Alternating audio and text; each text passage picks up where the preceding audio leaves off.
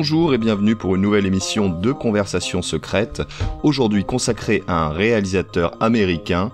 Pour m'accompagner, mon compère, mon complice, Ismaël. Bonjour Ismaël. Bonjour Yann.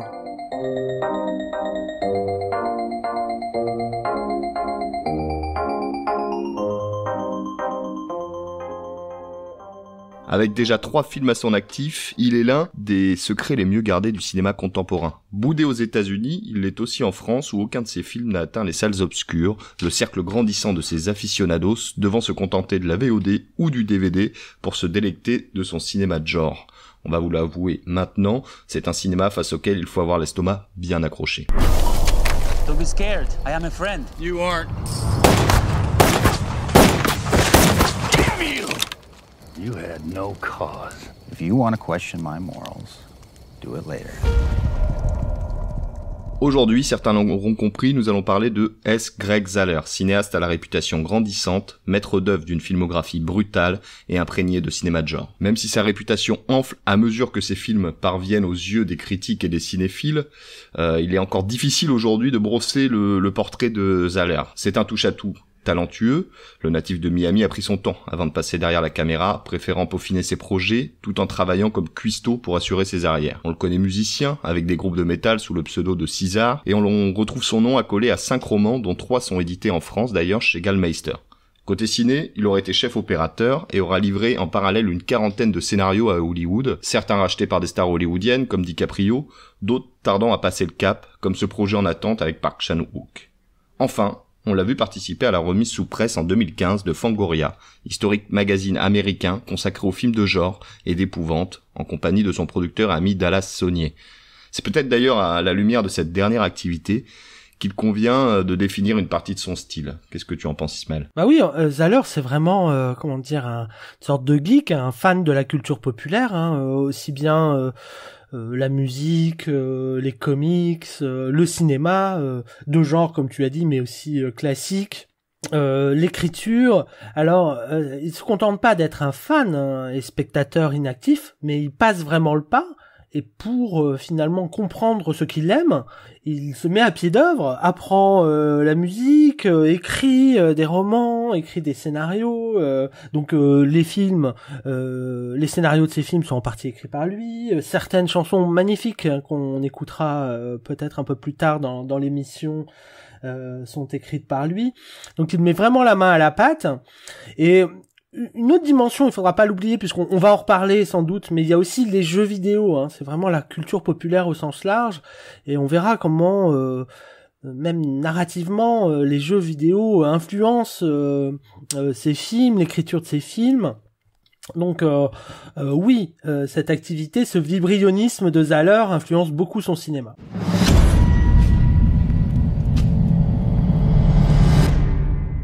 Avant de mettre en lumière ce qui caractérise le cinéma de S. Greg Zahler et de tisser des liens entre les 3 films de sa filmographie, je te propose, Ismaël, qu'on fasse une brève présentation narrative de ses œuvres. C'est parti. On va commencer donc par le début, par Bone Tomahawk, sorti en 2015, un western virant au conte horrifique et qui signe donc le début du réalisateur derrière la caméra. C'est un film qui emprunte au maître du genre, qui délivre une trame narrative ultra classique, convoquant notamment La prisonnière du désert de John Ford. Je peux intervenir, Yann, peut-être là au point de cette référence. T'es pas obligé de me demander. Je t'en prie. C'est vrai, tu évoques La prisonnière du désert par son thème, puisqu'on verra, il y a l'enlèvement d'une femme en fait dans un village par une tribu de ce qu'on croit être des Indiens. Alors par son thème, évidemment, on ne peut pas s'empêcher de penser à la prisonnière du désert, mais finalement par le traitement, la mise en scène, on pense plus à Hawks ou à Anthony Mann qu'à Ford. Mais on y reviendra peut-être sur la mise en scène de Bone Tomahawk. On est dans Bone Tomahawk à la fin du 19e siècle, quelque part entre le Texas et le Nouveau-Mexique. Un couple de truands ayant fait l'erreur de profaner ce qui semble être un cimetière se retrouve poursuivi par des Indiens féroces et sauvages. Si l'un d'eux y laissera la peau, l'autre trouvera refuge dans la paisible bourgade de Bright Hope. Mis sous les verrous par le shérif local, interprété par l'impeccable Kurt Russell, le bandit nommé Purvis sera enlevé par les Indiens assoiffés de vengeance. La bourgade aurait pu fermer les yeux sur ce rapt, mais les assaillants ont également capturé Samantha O'Dwyer, c'est ce que tu disais justement, Ismaël. Elle est médecin par intérim et elle était venue soigner le malfrat en prison. Une équipe va se former pour partir à sa recherche. Le shérif vieillissant, mais toujours alerte. Le mari de Samantha, fortement handicapé à la jambe, après une chute, et qui est interprété ici par Patrick Wilson. Le dandy John Brooder, incarné par Matthew Fox, et enfin l'impayable adjoint du shérif, répondant du sobriquet de Chicory, joué ici par Richard Jenkins. Si je me faisais enlever, Ismaël, tu partirais avec une telle équipe à ma recherche ? Oui, enfin, franchement, ils ont de l'allure, ces 4 chevaliers Doom, la chanson dit Doom, c'est-à-dire perdu, naufragé pratiquement, c'est-à-dire donc j'aime assez cette équipée qui va selon le modèle traditionnel des westerns chercher à récupérer ce qu'on leur a indûment pris, c'est-à-dire ici une femme. Ils ont chacun une allure, chacun leur fonction. Donc il y a le dandy effectivement, le shérif vieillissant interprété par un Kurt Russell impeccable avec ses gros favoris, et puis Patrick Wilson dans la figure qui reviendra souvent dans les autres films de Zahler, du mâle blanc blessé, et puis l'impayable Chicory, donc Chicoré en français, interprété par un Richard Jenkins. Vraiment, ça fait le sel de Bone Tomahawk, je pense, ce personnage. Je sais pas ce que t'en penses, Yann. Si. Il évoque évidemment les rôles qui étaient interprétés traditionnellement par Walter Brennan, dans les films d'Hawks justement ou d'Anthony Mann. Et il ne cesse de parler, une sorte de pipelette.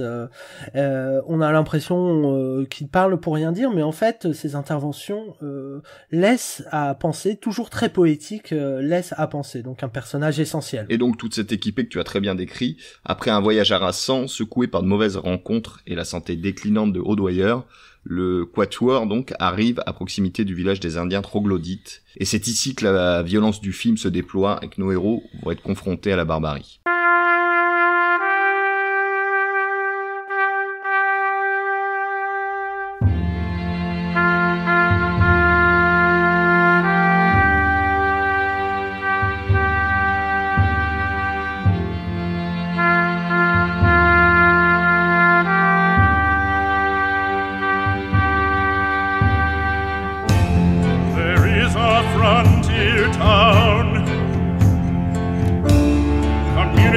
Of settlers and rogues and honest folk, little did they know of the ancient race that dwell beyond their borders, foredoomed men ride out.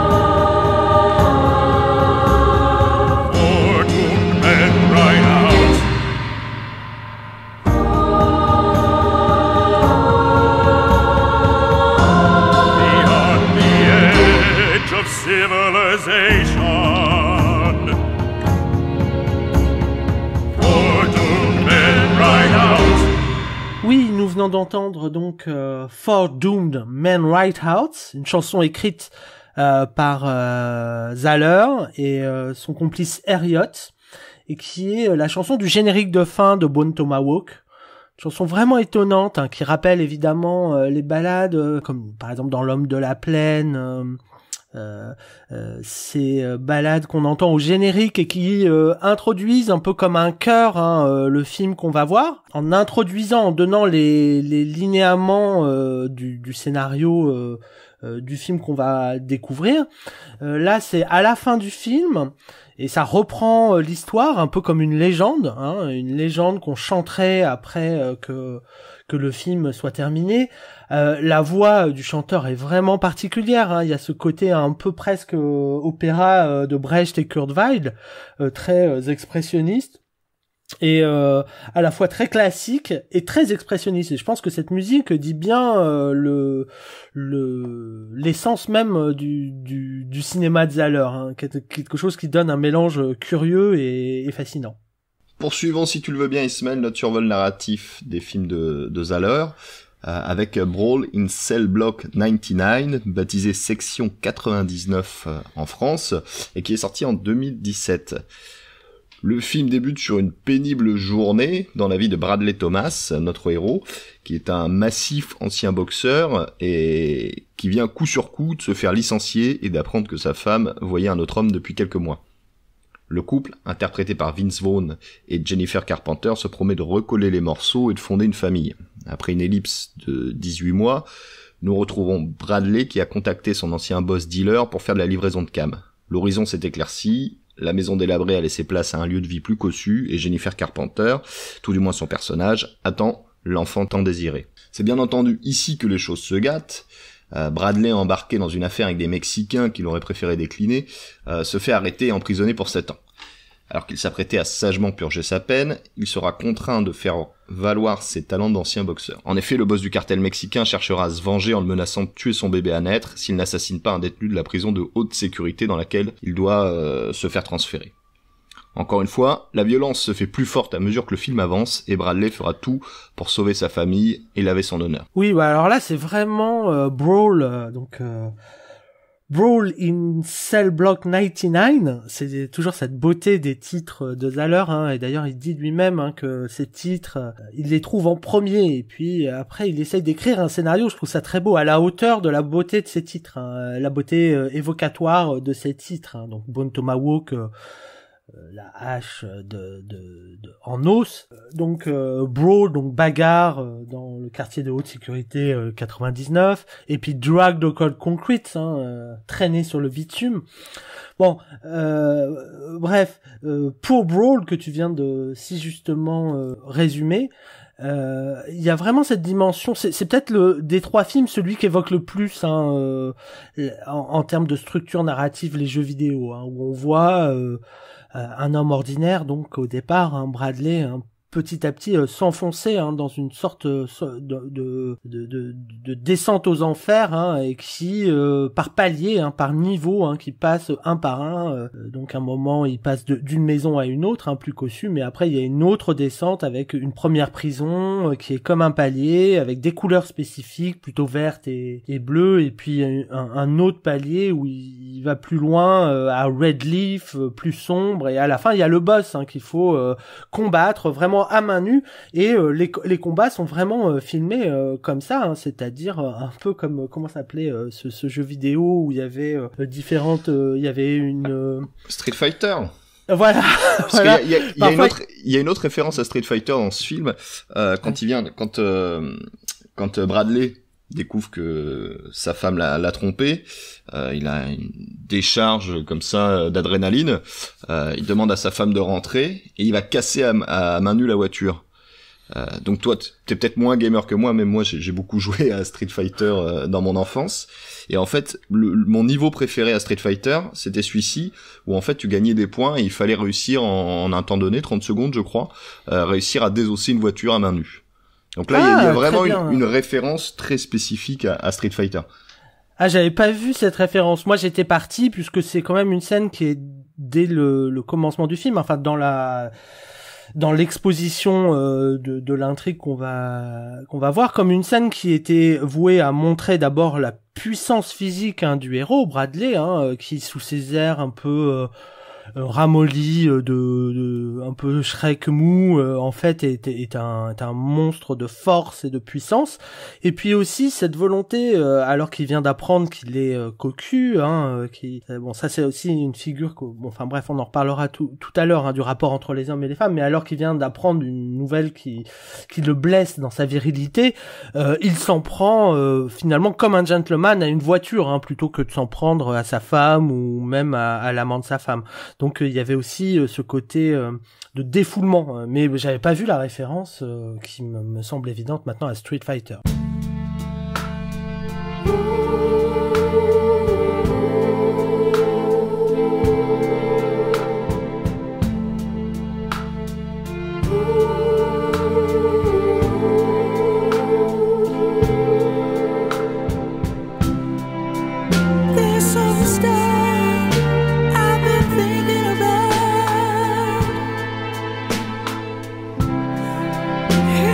To me, so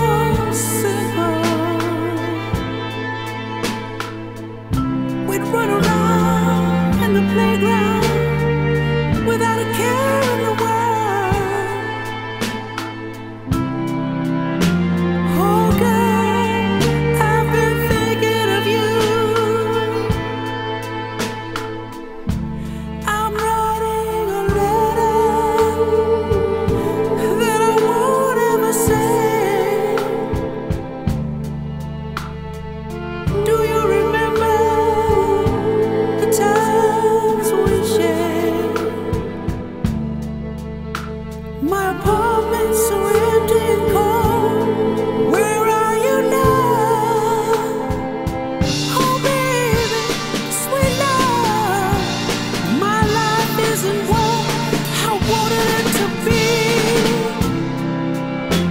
One day I asked you to the school dance. I took your hand and I felt my heart race.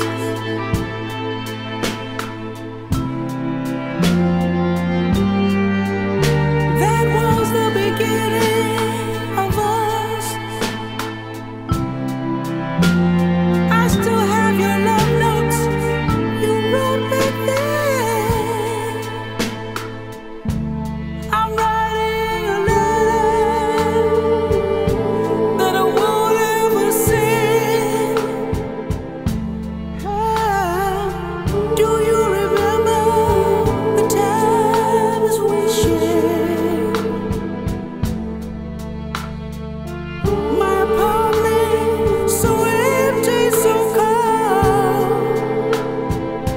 Oh baby, sweet love, my life isn't what I wanted it to be. All this long winter, I've been thinking of you. I can still remember your smile. Oh, wherever you are, I hope you're happy. I really do. Oh,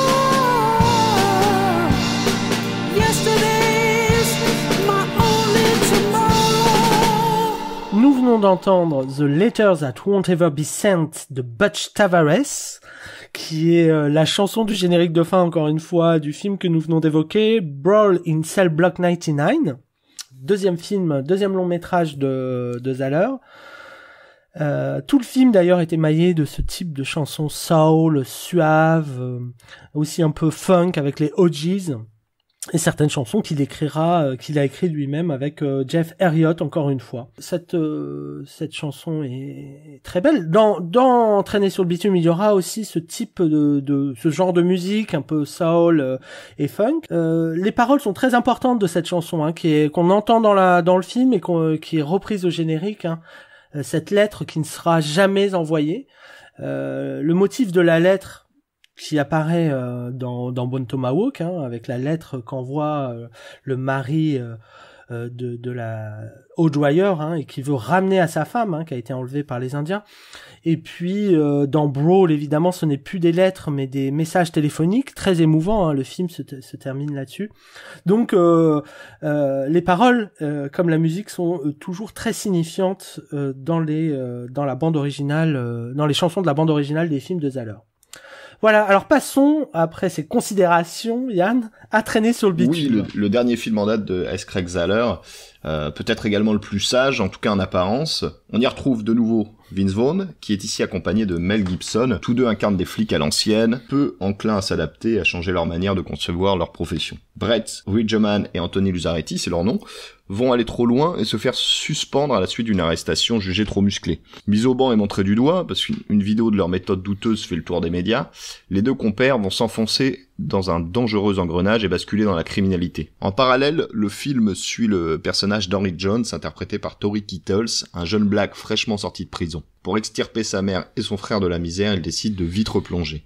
Bien entendu, tous ces personnages vont se croiser et convoiter le même butin. Oui, le terme de croisement est le bon, quoi, parce le film est vraiment construit avec les deux binômes, quoi, en parallèle. Donc d'un côté Ridgeman, interprété par Mel Gibson, avec sa moustache, hein, qui fait de lui un personnage un peu ringard, vintage, et Luzaretti, interprété par Vince Vaughn, donc les deux flics blancs, un peu old school et grognons, et puis donc comme tu le disais, Henry, et puis son jeune copain, dont je me souviens plus trop du prénom, qui est un personnage très attachant, c'est tu me l'as dit tout à l'heure, Yann, le Biscuit. personnage de la côte Biscuit. Oui. Pardon. Donc donc cet autre binôme entre Henry et Biscuit. Alors ils vivent exactement. Alors ce qui est assez intriguant dans le film, c'est que ces deux binômes vivent finalement des histoires parallèles, en fait, hein. des circuits parallèles, et ils vivent dans des conditions même sociales, économiques, qui sont très ressemblantes et même intimes, quoi. Ridgeman a une femme handicapée, Henry a un frère handicapé, mais comme ils sont finalement séparés, ils n'arrivent pas à voir qu'ils sont dans la même situation et ont des intérêts communs. Ils ne voient que leurs différences parallèles. Et pourtant, bon, il y a une scène un peu exemplaire, quoi, qui annonce la scène finale, de bagarre finale avec le boss, qui montre bien finalement presque ce retournement. Hein. C'est comme si les deux droites sur lesquelles ils étaient, les deux directions parallèles, se croisaient. Oui, il y a vraiment sur cette scène finale une volonté de Zahler de montrer que la différence qu'ils imaginent n'existe pas en fait, et que la frontière peut être traversée, et que les deux groupes pourraient éventuellement se mélanger. Sur cette scène finale, avant d'arriver sur le territoire où ils vont affronter le boss final, les deux binômes sont en voiture, traversent le même lieu, et à quelques minutes d'intervalle vont avoir le même dialogue, la même discussion. L'un des personnages des deux binômes va exactement décrire le décor de la même façon, et vont avoir tous les deux le même dialogue. Et puis il y a aussi cette histoire d'échange presque de couleurs, hein, symboliquement, puisqu'il y a cette histoire de masques noirs, hein, de hockey qui seront portés par le binôme des flics blancs, et le binôme de jeunes noirs qui eux sont grimés en blanc. D'ailleurs, cette histoire de maquillage est aussi importante dans Bone Tomahawk. On en reparlera.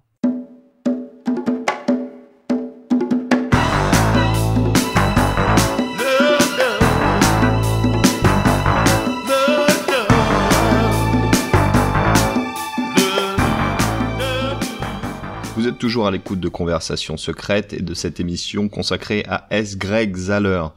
Le décor est planté. Nous avons fait un survol des 3 films du cinéaste. Ismaël, on va pouvoir passer aux choses sérieuses. On vous a concocté un petit programme autour de 5 thèmes qui viennent lier les 3 films qu'on a vus précédemment. Le premier, la civilisation et les sauvages.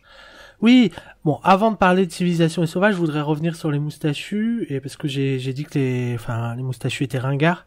Et pendant la musique, je me suis rendu compte qu'on avait plein d'amis moustachus. Je comptais me faire pousser la moustache, c'est râpé. Hein.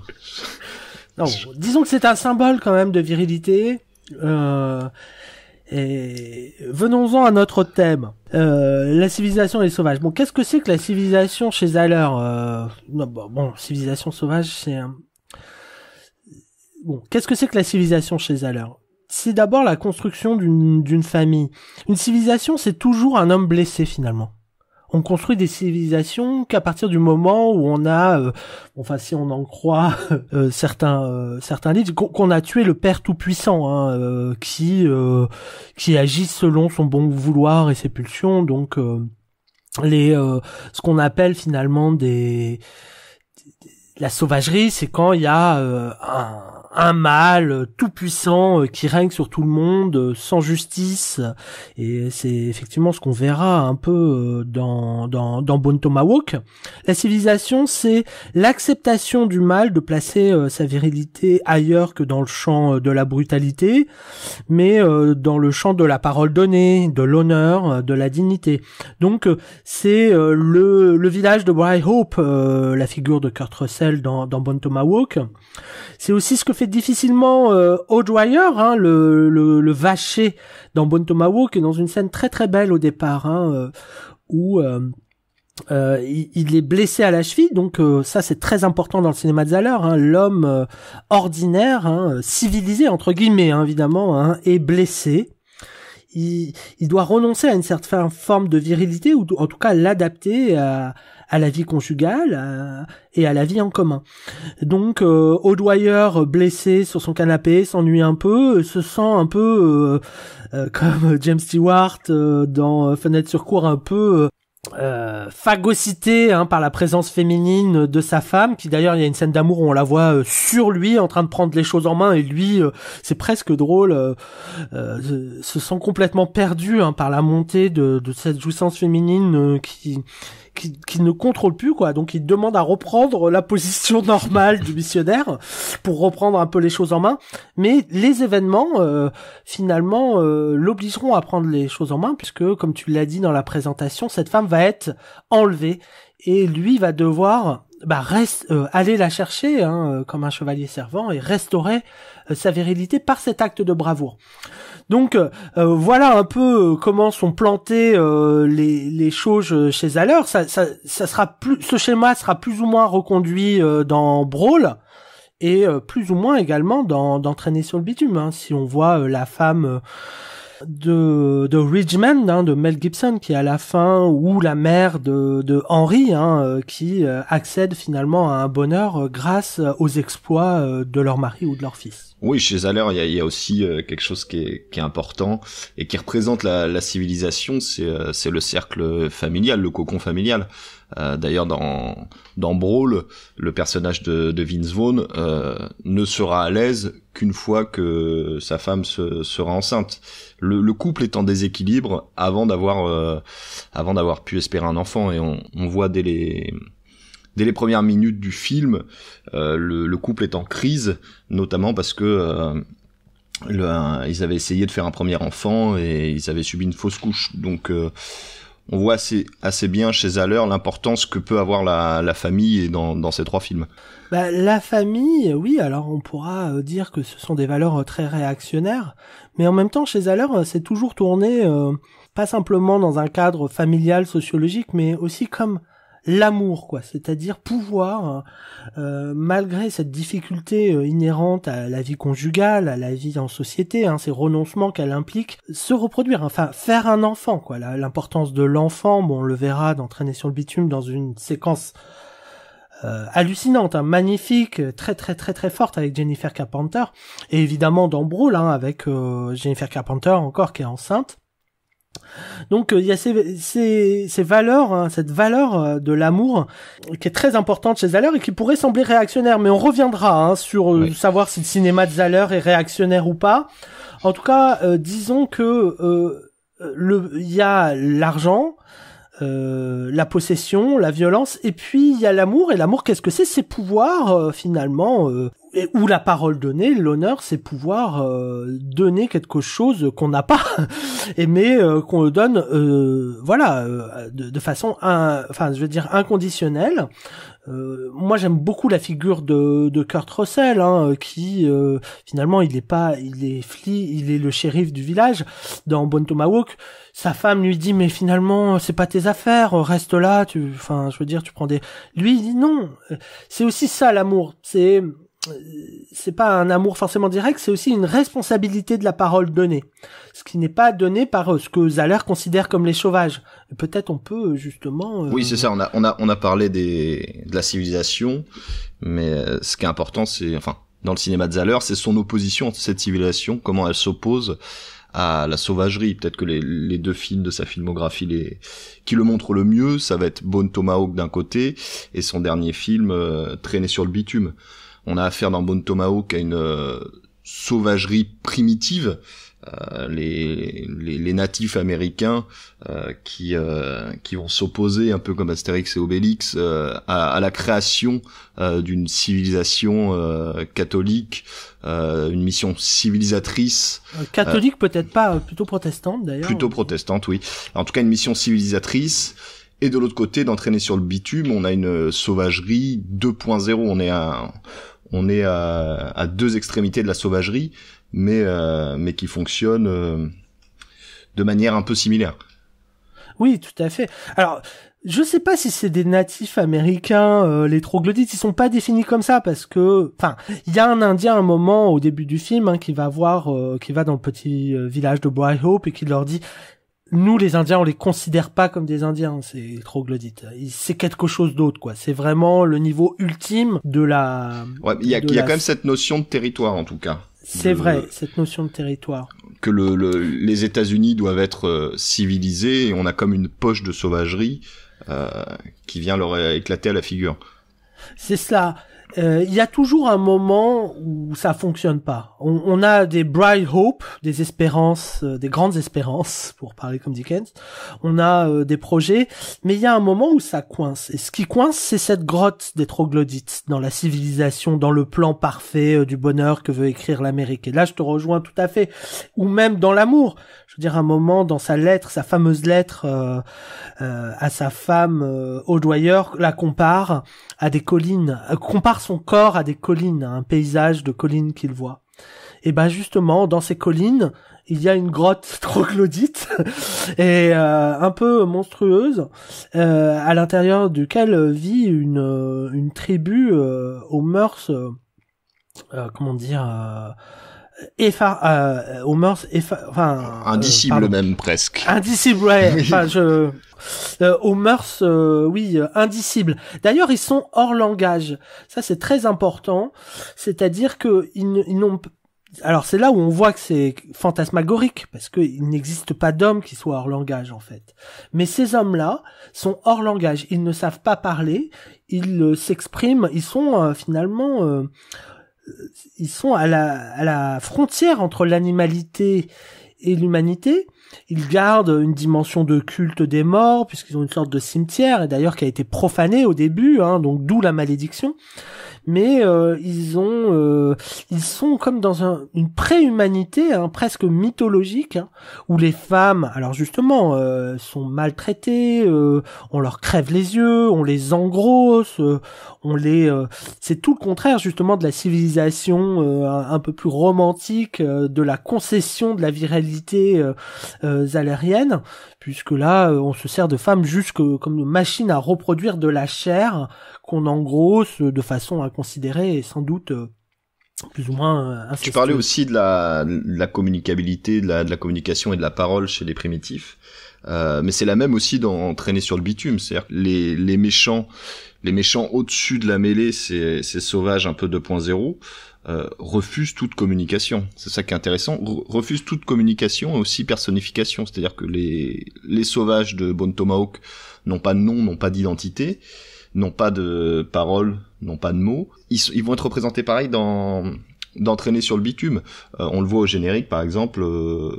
On va parler de White Gloves et de Grey Gloves pour définir les personnages, les méchants. Au moment du hold-up dans la banque, dans lequel Jennifer Carpenter va décéder, il va pas leur parler, c'est un enregistrement sur cassette qu'il a sur sa poitrine et sur lequel il met play. Mais à aucun moment, ces méchants-là ne vont rentrer, mis à part sur la scène finale parce qu'ils seront obligés, vont rentrer en communication avec le reste des personnages. C'est ça, ils refusent, si tu veux, l'échange symbolique, la parole donnée. En ce sens-là, ils sont inhumains et pourquoi ils refusent la parole ? Parce qu'elle est inefficace en tant que telle. Et ça, c'est la beauté des dialogues de Zahler. C'est-à-dire que la parole, finalement, c'est toujours des malentendus, des dissertations. C'est pas efficace. Les sauvages de Bone Tomahawk sont extrêmement efficaces dans leurs gestes. Ils arrivent, paf, paf, ils tuent, ils scalpent, bon, j'irai pas plus loin. On parlera des scènes gore plus loin. Même chose pour les techno-sauvages, les sauvages techno-capitalistes de Traîner sur le bitume, qui sont dans l'efficacité, donc pas de parole parce que ça sert à rien, pas de parole donnée. Un des partenaires dérange, on le tue, l'amitié ne compte pour rien, on ne s'embarrasse pas de grands discours, on ne s'embarrasse pas de décoration, ils sont dans des sortes de zones hermétiques refermées qui ne visent que l'objet qu'ils cherchent.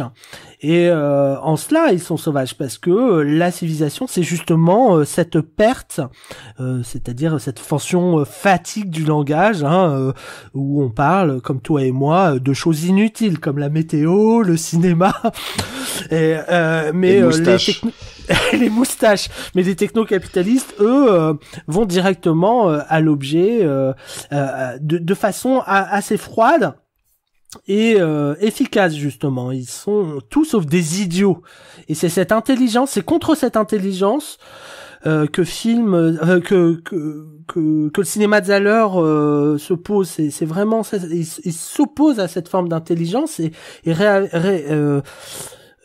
finalement remet en valeur une certaine forme d'idiotie, de sens du sacrifice, d'idiotie qui est inhérente à la parole.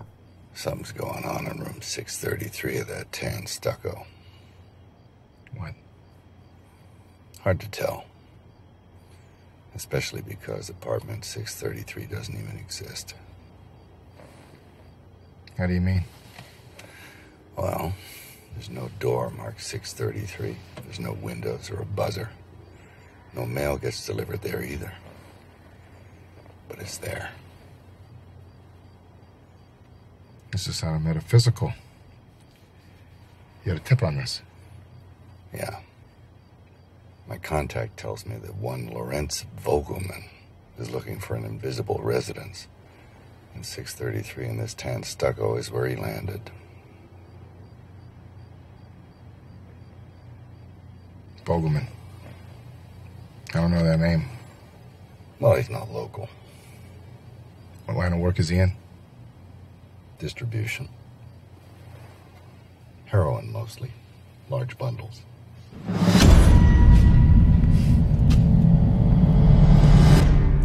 Nous avons intitulé cette émission Anatomie du cinéma de S. Craig Zahler. Ce n'est pas pour rien, et vous allez comprendre pourquoi dans notre deuxième thème, le ventre et sa dissection dans le cinéma de S. Craig Zahler. Oui, on disait que l'homme ordinaire qui fait des concessions à la civilisation et à la féminité recèle une puissance lui aussi sauvage, on l'a dit tout à l'heure, une sorte d'énergie qui contient pour garder cet amour pour lui aussi cette façon de contenir sa sauvagerie est un effort, mais quand il est confronté lui-même à une injustice, évidemment, c'est le principe même des revenge movies ou des films américains de justiciers comme avec Charles Bronson et tout. Là, il déchaîne lui aussi sa violence et un combat épique s'engage entre les sauvages et le héros ordinaire. Cela se traduit par des scènes extrêmement violentes et très gore. Là, quand on parle d'anatomie, c'est-à-dire que ça veut dire que il y a une dimension effectivement de dissection dans le cinéma de Zahler qui est finalement orientée vers des zones particulières du corps. On reviendra sur la trachée, sur la gorge en tant que telle comme zone du langage et de la voix. Et il y a le ventre. Alors évidemment le ventre, on peut le rejoindre évidemment de cette importance de la nativité, de la parentalité dans ces trois films, puisque il en est question à chaque fois. Et évidemment, c'est la zone privilégiée où se situe à la fois, la merde et le trésor à venir, le trésor d'amour à venir. Donc c'est le combat finalement entre pour que cette zone ne soit pas simplement un cloaque, mais aussi un lieu de pureté, cette zone anatomique. Donc on verra beaucoup d'éventration dans les films de Zahler, beaucoup, et que ça soit des hommes ou des femmes d'ailleurs, parce que les hommes ont dans leur tripes ce courage ravalé. Il y a une scène extrêmement étonnante et très très belle, je trouve, bien qu'effrayante, dans Bone Tomahawk, où le boss des troglodytes, des sauvages, passe son tomahawk justement sur le ventre de Kurt Russell, comme une caresse. On a l'impression qu'il l'effleure simplement, et en fait il lui ouvre le ventre et lui jette une flasque brûlante dans le ventre, hein, et il y a une dimension vraiment hallucinante de violence, et en même temps une tendresse, hein, comme si ce chef qui n'avait pas accès à la parole écrivait un mot sur le ventre de Kurt Russell, hein. Cette scène est vraiment très belle. Il y a aussi peut-être dans la disposition des espaces une comparaison à faire avec l'anatomie et notamment le côlon. On voit dans Brawl, le personnage de Vince Vaughn va s'enfoncer plus profondément vers l'horreur. Ou alors dans Bone Tomahawk, quand avant d'arriver au lieu des troglodytes, justement les troglodytes, les grottes, ils vont s'enfoncer petit à petit vers l'indicible. Oui, dans ces ravins en forme intestinale là. Hein, c'est ça. Et on sent que vraiment dans la mise en espace, cette comparaison du ventre, du côlon est bien montrée. Il y a aussi peut-être aussi, dans les films de Zahler, quelque chose d'important, c'est comment il arrive à montrer les odeurs ou nous faire ressentir les odeurs.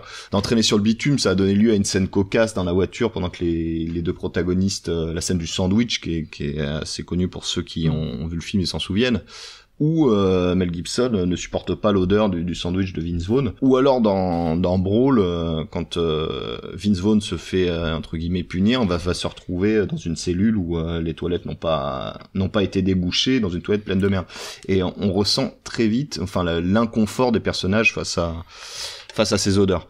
Et c'est ça, est-ce que l'amour va pouvoir sublimer, ou l'amour ou l'amitié, hein, par exemple entre Luzaretti et Ridgeman, va pouvoir supprimer ce désagrément dû à cette proximité entre eux.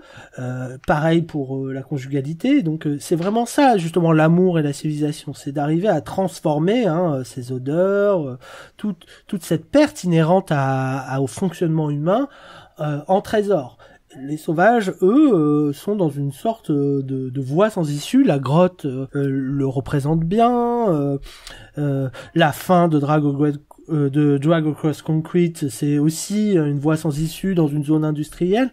Donc, est-ce qu'on va réussir à inventer, à sortir par le haut de cette descente aux enfers et de ce parcours intestinal et glauque? Oui, parce qu'il y a dans tous les films, il y a une construction un peu en cercle concentrique ou en entonnoir, où petit à petit les personnages vont d'une part vers l'indicible et vont vers un destin qui est tracé, un destin d'horreur. C'est peut-être pour ça aussi que les films de Craig Zahler ont une mise en place assez lente, mais en tout cas ils avancent vers un destin funeste. Oui, et c'est vraiment la force du cinéma de Zahler et de tous les grands cinéastes en général, d'arriver à expliciter concrètement finalement les idées qui le hantent.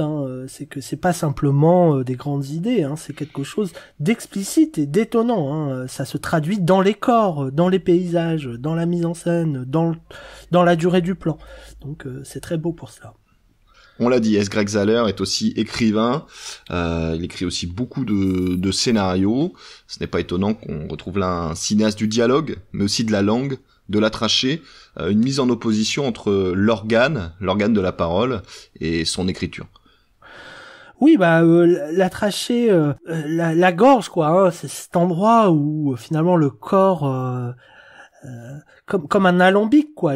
Tout notre corps se transforme en mots, quoi, se transforme en paroles, comme si c'était nos paroles étaient l'alcool qui se dégageait de nous-mêmes, enfin quelque chose de précieux. Et c'est évidemment là que les choses se passent dans l'articulation entre le corps et le social, entre la pulsion et le social. On le voit dès le départ de Bone Tomahawk avec la première scène de tout le cinéma de Zahler, ça commence par un égorgement, c'est-à-dire une sorte de maraudeur interprété par David Arquette, je crois, un peu idiot, essaie de dégorger un homme qui l'a détroussé, mais il le fait mal, de façon un peu inconsidéré, il jette la Bible dans le feu, donc il y a une sorte de renoncement un peu facile et médiocre aux valeurs, mais ce mort mal égorgé se réveille, essaye de tuer ses agresseurs, et puis là il y a toute le collègue de David Arquette qui lui fait une sorte de leçon d'anatomie en expliquant qu'il y a 16 artères dans les gorges de l'homme, qu'il faut bien toutes les couper toutes pour finalement pour le dénuer de son humanité. Et après, eux rentreront dans le sanctuaire des troglodytes et l'acolyte recevra une flèche en pleine trachée artère qu'il enlèvera comme si ça lui arrachait la pomme d'Adam, donc aussi une part de son humanité et de sa virilité.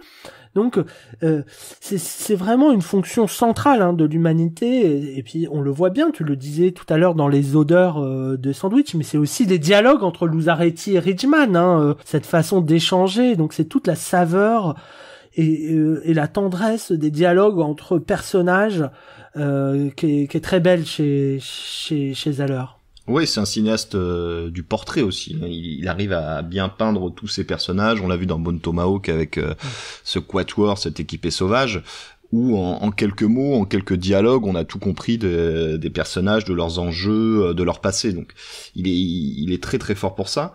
Et il y a aussi quelque chose chez Zahler, c'est que il y a une vraie importance du dialogue, de la parole.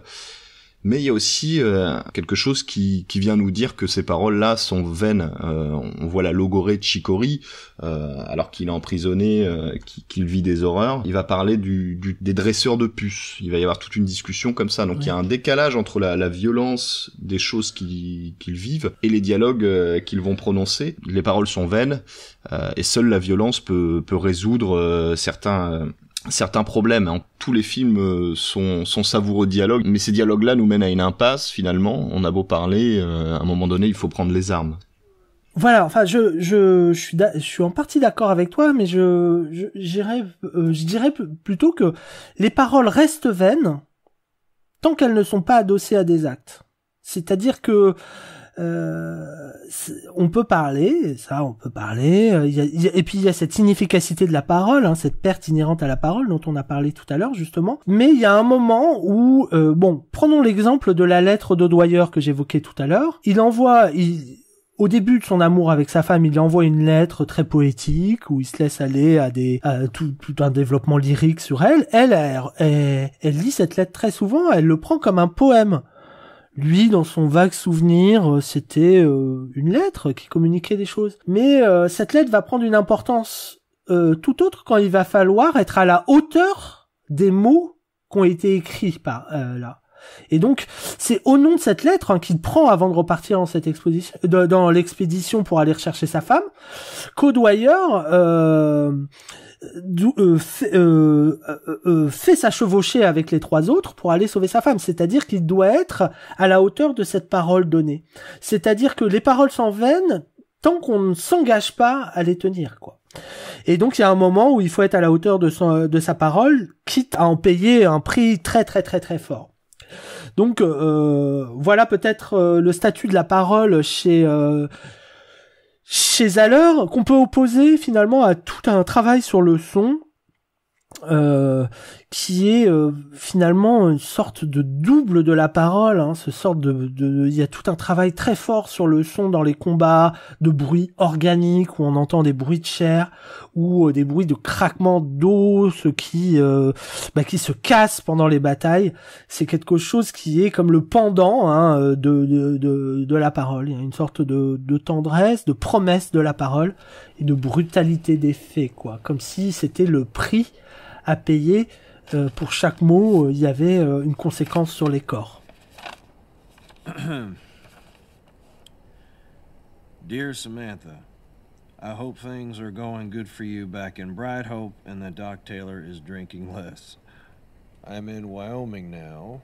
The ride here was long and difficult, and the foreman had to discipline a lot of men and let some go, which made things harder for the rest of us, especially in this cold weather. I've been in charge of the night roundup for a while and have organized it pretty good. Sometimes When I'm working long, I look at the faces of the other cowboys and I can see that they're miserable all the way through.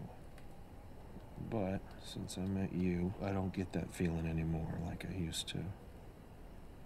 You give me this warmth in my direct center that won't turn cold no matter what happens out here. The other day I saw these hills on the border, and the shapes of them reminded me of you when you're next to me in bed on your side. Sometimes I see you in the waterfalls and the clouds, and always you have that real happy look on your face, like when I come back from being away and we're about to kiss for the first time in months.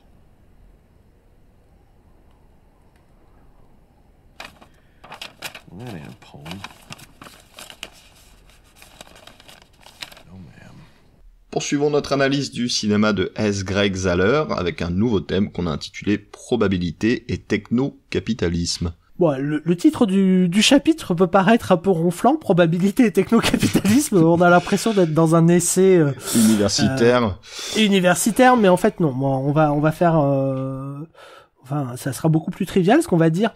D'abord, venons sur cette scène qui est aussi une des premières du cinéma de Zahler avec le dandy Bruder qui rentre dans le saloon, The Learned Goat, hein, qui est devenu une sorte de saloon mythique, hein, avec sa chèvre éduquée. Mais on y reviendra plus tard peut-être sur la chèvre éduquée. Mais donc le dandy rentre, il va voir le pianiste qui est moitié sous dans le saloon.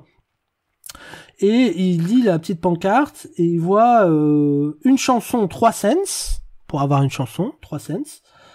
Mais 3 chansons, 10 cents. Donc là, il y a quelque chose qui va pas. Et d'ailleurs, il dit, mais c'est pas normal. C'est moins cher si je paye la chanson à l'unité que si j'achète 3 chansons d'un coup.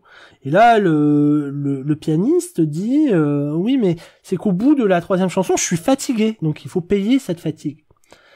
Ça, je pense qu'il y a toute la dimension critique vis-à-vis du techno-capitalisme déjà dans ce western de Zahler. Alors il faut pas faire de Zahler un marxiste révolutionnaire, c'est pas ça, mais c'est quelqu'un qui réfléchit sur les bases, disons, qui dénonce une sorte de logique monopolistique et du capitalisme qui est fondée sur le seul calcul et le seul bénéfice. Ce libéralisme de l'efficacité ne prend pas en compte la fatigue des acteurs qui l'effectuent. Ça m'a fait penser à un écrivain allemand libertaire du XXe siècle qui avait écrit une toute petite nouvelle qui s'appelait le Gros Capitalisme, ou Le Gros Capitaliste, pardon, où un Américain, ça se passe d'ailleurs à peu près au même moment que Bon Tomahawk, un Américain, un entrepreneur américain visite l'état de Oaxaca au Mexique, et fait la rencontre d'un Indien qui fait des petits paniers.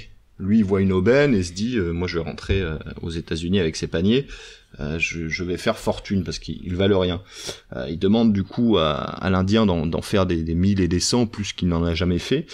Voici la réponse de l'Indien: Seigneur, vous allez vous-même comprendre que 1000 demandent beaucoup plus de travail que 100 et que 10 000 encore plus de travail que 1000. Voilà coup sûr qui est clair pour tout homme raisonnable. Pour 1000 paniers, j'aurai besoin de beaucoup plus de cisailles, il me faudra chercher beaucoup plus longtemps pour trouver des teintures et faire en décoction. De plus, pour entraisser autant, il me faudra demander l'aide de mes fils, de mes frères, de mes neveux, de mes oncles. Que deviendront alors leurs champs et leurs bêtes? Tout deviendra très cher. Je vous assure que j'ai pensé à vous être le plus agréable et le meilleur marché possible. Mais c'est là mon dernier mot, Seigneur, verdad, ultima, palabra. 2 pesos pièces les 1000 et 4 pesos pièces les 10 000. On est vraiment dans la même relation du dandy et du pianiste dans le saloon qu'ici. Et ça éclaire vraiment cette petite parabole, hein, qui figure dans Bon Tomahawk et qui montre ce souci de Zahler, on le verra vraiment d'entraîner sur le bitume, hein, et de montrer l'inhumanité, hein, du système économique fondé sur le seul profit, sans prendre en compte justement le temps nécessaire à l'amour, à la réalisation du travail bien fait. Il y a une scène dans Traîner sur le bitume qui est une des plus belles scènes du cinéma contemporain, hein, où Jennifer Carpenter doit quitter son enfant, et alors c'est presque elle elle ne peut pas retourner au travail après avoir accouché, elle doit laisser cet enfant à son mari et elle n'arrive pas à se faire à l'idée qu'elle doit quitter son foyer pour aller dans une banque qui travaille finalement à la ruine du monde dans lequel son fils va vivre. Hein. Et elle sait, c'est comme une intuition, elle sait que ce système va la tuer, quoi, d'une certaine façon, est un système malfaisant et destructeur. Donc il y a cette charge très forte contre ce technocapitalisme. Les méchants, les sauvages de traîner sur le bitume sont ces technocapitalistes qui sont dans une efficience qui leur sera fatale d'ailleurs, heureusement. Enfin, je sais pas si je dois c'est fait. Non, pas de retour en non. arrière. Et puis il y a quand même tout ce rapport entre le calcul, parce que l'homme ordinaire, c'est pas que l'homme ordinaire ne calcule pas, parce que ils sont confrontés au calcul. On voit d'ailleurs Kurt Russell et Madame O'Dwyer dans la grotte troglodyte bien calculer le nombre de troglodytes qui restent dans la grotte pour essayer d'échafauder un plan de sortie. On voit Ridgeman faire des probabilités lui-même pendant tout le long du film de traîner sur le bitume, mais ces probabilités sont vaguement scientifiques, disons, qui sont c'est plutôt des intuitions. Oui, Zahler en fait un ressort comique, clairement. Voilà, Zahler en fait un ressort comique, mais surtout le plus significatif, c'est peut-être au début de Brawl, quand Bradley Thomas, interprété par Vince Vaughn, dit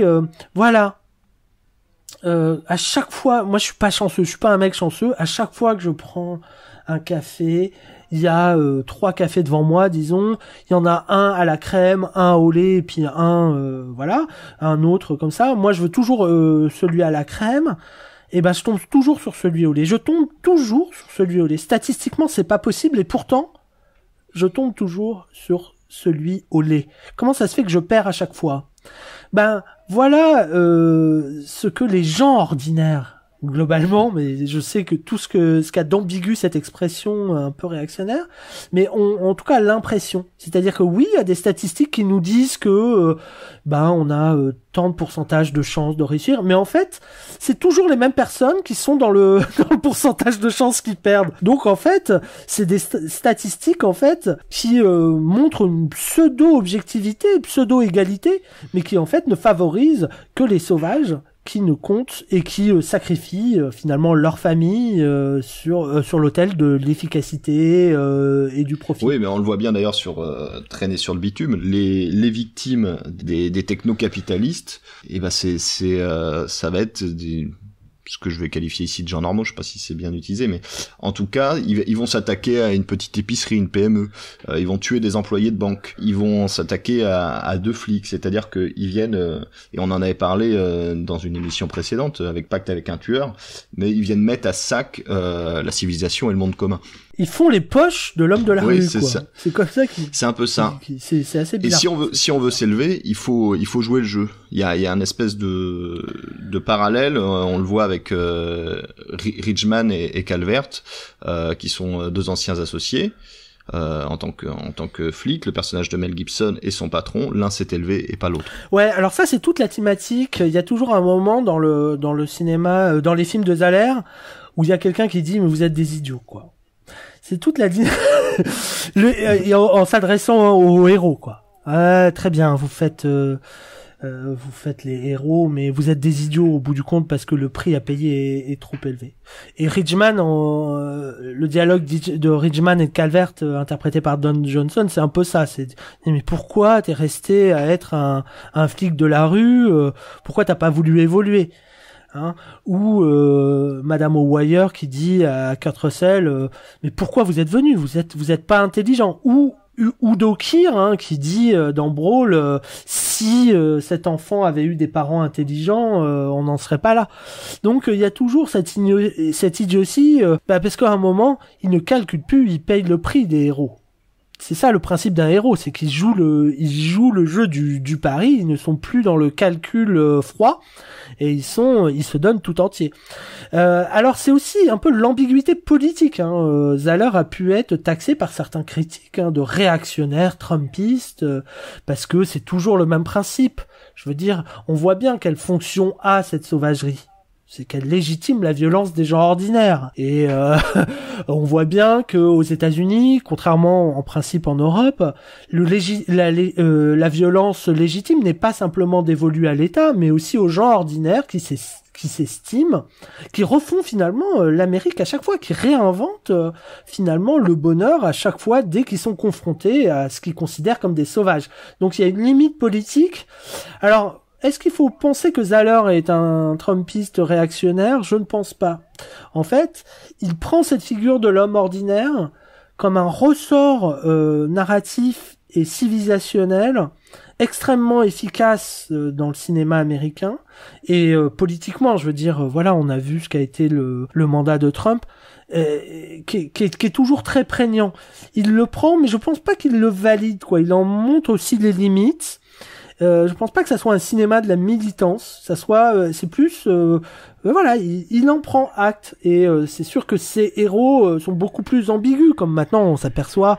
Bon, il y avait toute une polémique sur John Wayne par exemple. Je me souviens quand j'étais jeune, à chaque fois je dis ça à chaque émission, mais John Wayne c'était un héros réactionnaire. Maintenant, c'est vrai c'est ce qui se disait. Mais en fait, heureusement qu'il y a des cinéastes comme Zahler qui incarnent quelque chose vraiment de l'époque, hein, parce que là, on est en plein cœur de l'époque.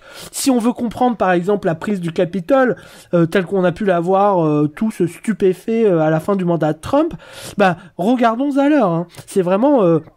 on a vraiment eu l'impression de l'irruption du cinéma de Zahler dans le cinéma de Frank Capra ou d'Otto Preminger avec Advice and Consent, hein. Puisque c'est ça, c'est l'arrivée de Mel Gibson dans une scène de James Stewart dans Mr. Six au Sénat. Donc ça nous permet de comprendre ce qui arrive aussi dans notre monde, hein. It's like when I go into the mini mart at the gas station to get coffee. They got those 3 metal containers there. One's got cream, one's got milk, and the other's got that gray-looking skim stuff. Every time I go in there, those labels are faced away, and I have to guess which one's the real stuff, the cream. But every time, the first container I grab is always that milk or that skim stuff. It's never the one I want. The law of averages says 1 out of 3 times I ought to get the cream, but it doesn't happen. Maybe if I go in there 1,000 times, it'll even out like it should. And I'll have a run of picking out the cream, 50 or 100 times in a row, but I don't think so. Alors on a beaucoup ici analysé S. Greg Zahler d'un point de vue thématique. Il nous reste à parler de sa réalisation, du côté plus technique de son cinéma. Parce qu'on se rend compte à la vision des 3 films, au genre bien différent, du western au polar urbain, que Zahler arrive à créer un cinéma, une patte sur ces 3 films. Oui. C'est un étonnant mélange, hein. On a parlé tout à l'heure des jeux vidéo, très présent aussi dans Traîner sur le bitume, hein, puisqu'on voit le héros Henry finalement s'entraîner, hein. Finalement, c'est ça qui va faire, si je peux me permettre ici de spoiler. Alors, les personnes qui voudront pas connaître la fin de Traîner sur le bitume n'ont qu'à se boucher les oreilles, mais le fait que Henry soit le seul survivant de cette affaire, c'est aussi parce que finalement il a été à une université un peu populaire et celle des jeux vidéo par son jeune frère. Tu te souviens de cette scène de départ, et d'ailleurs qui est la scène de fin? Au début du film, il sort de prison, il retrouve son frère handicapé qui est en chaise roulante et qui est très amateur de jeux vidéo. Voilà. Et tous deux fondent une complicité sur le fait de jouer à un jeu de safari. Voilà, c'est ça, un jeu de safari, hein, et qui finalement fait comprendre à Henry, une certaine vérité du monde dans lequel il évolue. Donc sa mission, la mission qu'il se donne lui-même, c'est de sortir sa famille, remettre les choses en ordre, il dit, sortir sa famille de la misère, comme tu l'as dit, et chose à laquelle il arrivera, puisqu'on passe d'un appartement assez sombre aux couleurs rouges, évoquant la prostitution de la mer, et vertes, un peu glauque, hein, donc, et à la fin une sorte de demeure blanche, lumineuse. La lumière joue un rôle extrêmement important dans l'esthétique de Zahler. Dans Bone Tomahawk, on voit une nuit extrêmement profonde, mais vraiment très très noire et très très belle, hein. La photo est très très belle, qui vient s'opposer à un jour, un soleil de plomb sur un paysage rocailleux et poussiéreux. Donc là, il y a un contraste dans Bone Tomahawk. D'entraîner sur le bitume, alors dans Brawl, disons, c'est une lumière plus saturée, un peu surexposée, avec des couleurs presque fluo selon les niveaux dans lesquels évolue Bradley. Et enfin, moi, celle que je préfère, la photographie que je préfère, qui évolue au fil des films, hein. Chaque film a une photographie qui part sur des registres un peu différents, mais celle de Traîner sur le bitume, hein, qui s'inscrit dans le registre du film noir quand même un peu. C'est une lumière poudreuse, poudroyante, dans des intérieurs sombres. On voit à travers des stores la lumière arriver comme une poudre d'or, hein, en fait, hein, pour finalement déboucher sur une lumière très crue à la fin. Et il y a autre chose qui est intéressant aussi dans le cinéma de Zahler et dans sa manière de montrer ses films, je trouve c'est cette retenue qu'il a dans sa mise en scène, dans sa manière de filmer, dans son montage. Le rythme est assez lent. Il y a peu d'effets de coupe et d'accélération du rythme. C'est-à-dire que par exemple dans Traîner sur le bitume, on a les 2 tiers du film qui vont se passer sur un rythme assez lent, on l'a dit, plutôt basé sur le dialogue, et la fin du film va être une scène de fusillade et de combat arme à feu. À aucun moment S. Craig Zahler va augmenter. Il filme les combats comme il a filmé précédemment la parole. Il cherche en fait à pas faire sortir du film le spectateur.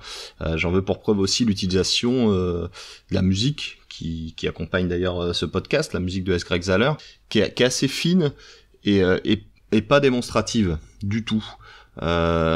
Notamment dans Traîner sur le bitume, où là c'est à son paroxysme, puisque je crois qu'il y a pas de son extra-diégétique. Tous les sons qu'on va entendre sont entendus par les personnages. À aucun moment il va appuyer un propos, une scène par de la musique ou par des coupes franches ou du jumpscare. Oui, tout à fait, hein.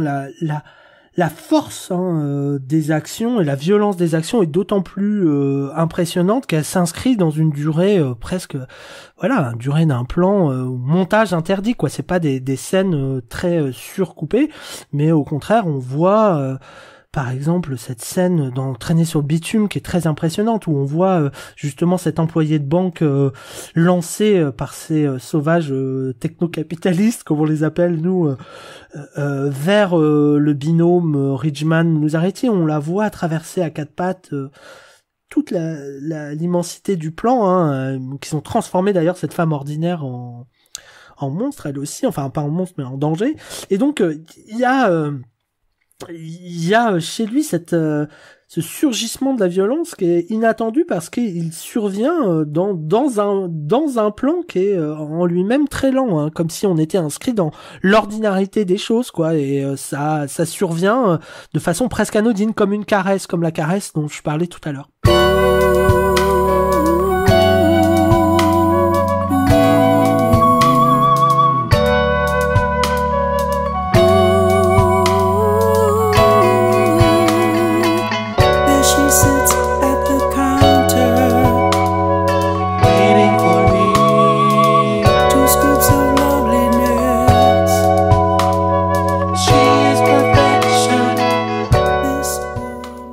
C'en est fini pour cette plongée dans le cinéma de Zahler. C'était Yann et Ismaël pour vous accompagner Les buddy movies du podcast, conversation secrète. J'espère qu'on aura été aussi bon que Mel Gibson et Vince Vaughn. Ouais, je sais pas. En tout cas, on aura essayé de sublimer notre promiscuité. Je t'entends fumer ta vapoteuse. Je sens tes odeurs, Yann, que j'essaye de transformer en parfum envoûtant. À bientôt. Promis pour le prochain épisode, je me fais pousser la moustache. À très bientôt. À bientôt.